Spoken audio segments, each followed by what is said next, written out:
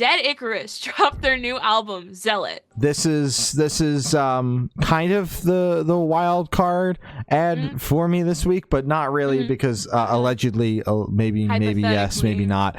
We may or may not have an interview with Alex coming out in the next couple of weeks here, but I call it the wild card ad of the week because we didn't cover any of the rollout. We haven't covered the band at all on here. No. But this record and this band been sleeping hard, man. I don't know about you, but I know I've been sleeping.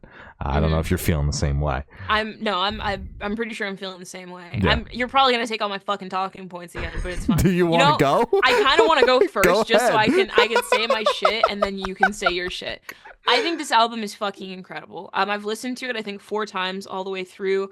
1.5 times when we first got it, because then, I'm pretty sure it was like one of those days where we had like 5 interviews. It was one of those heavy days. And then 2.5 times when I was listening to the playlist. The first time I listened to it for the playlist, my brain glitched a little bit because I was like, this is not how I remember it sounding. This is not... Did I cross some wires? Did I get some confused? But I listened to it all the way through, and I remember thinking, like, okay, the second half is what I remember. But, maybe I just need to listen to it again. So then I listened to it again.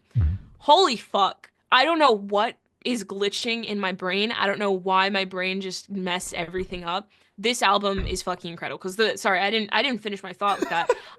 The first time I listened to it all the way through for the playlist, the first half sounded more dad rocky. Then I remembered it, and I was like, weird. What the fuck is this? But then I listened to it again, and I was like, okay, it's just gone now. Like, the dad rock just literally dissolved.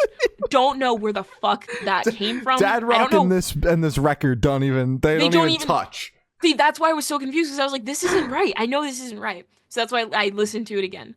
This is incredible. So the first time that I listened to it officially, when we got, the...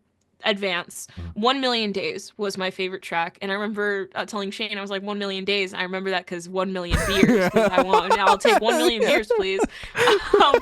But so that is still top 3 for me. But my number 1 is Casting Spells. Let's talk about it. That song is so fucking crazy. I love it so much. There is an insane guitar solo that's maybe like 30 seconds long. And it sounds like the guitars are like braiding together. Like, it's incredible. I don't understand how they did that. They are so talented. Honestly, all the guitars on this record are fucking insane. I'm a really big fan of how it flows. I think the track listing is crazy. I think all of the songs are insane.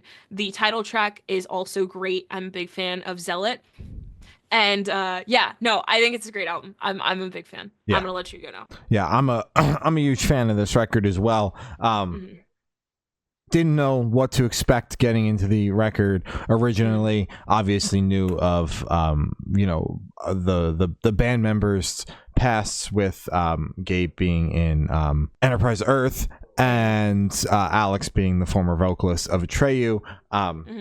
So I was like, those two bands getting, like, those band members from those bands getting together and making a record. Yeah, I mean, could see this going any sort of way, because just what we've learned with side projects, and obviously this is the main project. Alex isn't in Atreyu, but people leaving one band and going and doing another thing, that does not mean they're going to make that thing again. Like, you could get a pop thing, you could get a rap thing, whatever. It doesn't matter that they came from a metalcore band.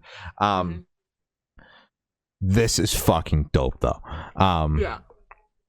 Front to back, doesn't slow down. Another definition, like we said, of Cane Hill, all killer, no filler. There's no there are songs that they just like chopped the beginning or the end off of. We talked about this in this hypothetical interview where the songs were just too long, so they cut it and made it like the interlude or the intro or the outro a separate track on the record. It happened a couple of times where it slows down a little bit because like obviously it's meant to build into or fade out of another song, but besides that, the fucking record, like, that adds obviously the flow. Those were intentional, those were meant to be there. It doesn't slow anything down.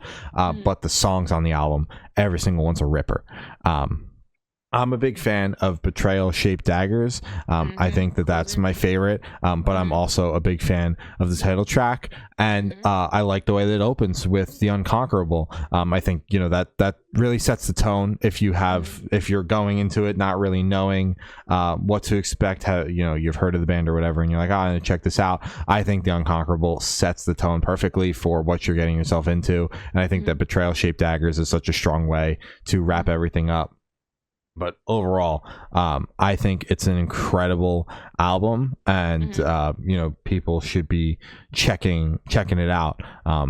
It's fucking heavy. It's everything. They're singing, screaming, all of it, the whole kit and caboodle. Yeah. It's heavy. So, you know, we like heavy music around here.